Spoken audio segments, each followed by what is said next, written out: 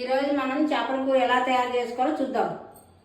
చేపల కూరలకు కావాల్సిన పదార్థాలు: కేజీన్నర చేపలు కడుక్కొని పెట్టుకోవాలి. కొబ్బరి, చింతపండు, కారం పొడి, ధనియాల పొడి, జీలకర్ర, మెంతులు, ఉప్పు, పసుపు, తెల్లగడ్డలు, ఎర్రగడ్డలు, నూనె. ఆయిల్ వేసుకోవాలి. జీలకర్ర, కొన్ని మెంతులు, ఎర్రగడ్డలు, 2 గంటలు కారం పొడి, 2 గంటలు ధనియాల పొడి బాగా వేయించుకోవాలి.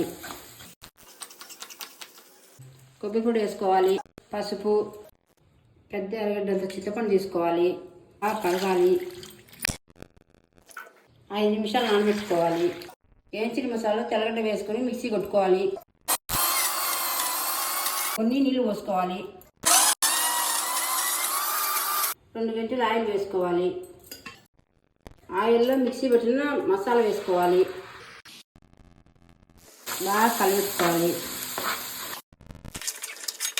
కరివేపాకు వేయాలి. చింతపండు పులుసు వేసుకోవాలి. తగినంత ఉప్పు వేసుకోవాలి. చేపల ముక్కలు వేసుకోవాలి.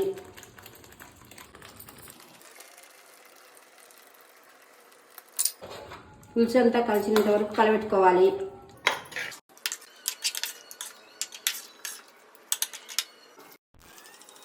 మూత పెట్టుకొని 10 నిమిషాలు ఉంచుకోవాలి. చేపల కూర రెడీ.